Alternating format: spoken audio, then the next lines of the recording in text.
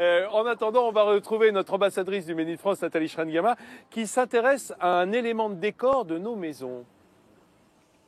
Oui Vincent, je suis à Moreuil, à une trentaine de kilomètres de vous, chez l'un des derniers fabricants de papier peint français.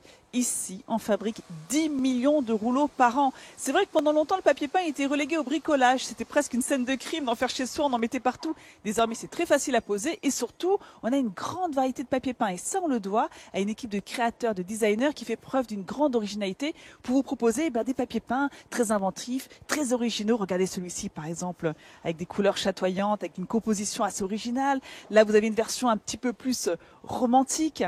Et justement à mes côtés, Tristan, qui est responsable du pôle création. Bonjour Tristan. Bonjour. Où est-ce que vous trouvez l'inspiration pour faire tous ces papiers peints? Partout. L'inspiration nous entoure au quotidien. Ça peut être aussi bien dans une photo que des maquettes qu'on achète à des professionnels ou un dessin qu'on fait nous-mêmes.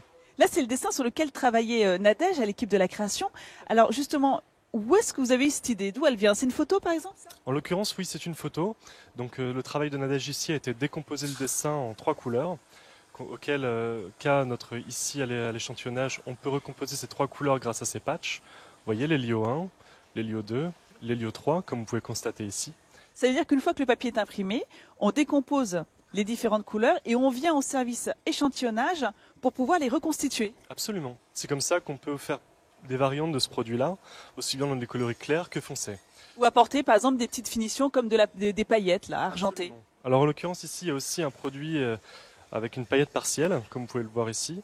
Et donc on doit constituer ce bon à tirer pour la production que vous verrez tout à l'heure.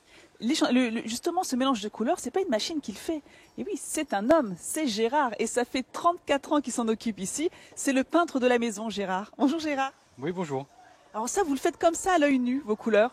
Oui, tout à fait. C'est compliqué? Non, il faut de l'expérience, mais c'est pas compliqué. Il y a peut-être des couleurs plus complexes que d'autres à recréer? Plus ou moins, oui, cela dépend de la superposition de couleurs. Oui, des années de métier, regardez l'état des pots de couleurs. Il y en a partout de la couleur ici. Alors ici, la difficulté, c'est justement de constamment réussir à se démarquer. Et une fois que notre prototypage est bien ficelé, eh bien, on passe à la conception. C'est ce que vous verrez tout à l'heure. Eh bien, croyez-moi, on va trouver Nathalie Schrengama, notre ambassadrice, et les secrets du papier peint. Elle nous déroule tout ça, Nathalie. Oui, Vincent, je suis toujours à Moreuil, chez notre fabricant de papier peint français, à suivre toutes les étapes de fabrication d'un papier peint. Alors vous voyez bien que là, c'est un peu plus brouillon. On a quitté le calme de la création pour la fabrication et je suis entourée de mastodontes. Il y a 8 machines ici, elles sont toutes énormes. Celle-ci, elle fait 25 mètres, mais regardez, il est là, notre papier peint, il est en train d'être fabriqué. Et on va justement parler de toutes ces étapes de fabrication avec Pascal qui est à la tête de l'entreprise depuis 10 ans, mais qui est arrivé ici il y a 22 ans et vous avez le résultat final entre les mains. Vous êtes content? Effectivement, oui, le résultat est très beau. On a une belle matité sur le produit dans le fond et on a de belles brillances avec les paillettes qui enjolivent et qui donnent de la dimension au produit. C'est superbe. Combien de temps ça prend entre le bon à tirer, le prototypage ficelé et la mise en carton? Alors, en moyenne, pour créer un produit de A à Z, il faut à peu près 6 semaines. Aujourd'hui, là, on est sur la production. On va avoir 3 étapes dans la production. L'impression sur le vinyle du dessin en lui-même en héliogravure, l'enjolivement du produit avec une sérigraphie et les paillettes, et une 3e étape qui est le grainage, où on donne un léger relief au vinyle, on stabilise le produit et il est prêt à être emballé. La sérigraphie, le grainage, le gaufrage, ce sont des termes de l'artisanat d'art. Donc ici, on est vraiment à cheval entre l'artisanat et l'industrie. Notre entreprise, c'est un atelier industriel, effectivement. Les rotatives en production, c'est la partie industrielle. La création, la mise au point du produit par rapport au goût des clients et des différents marchés, c'est la partie, effectivement, artisanale.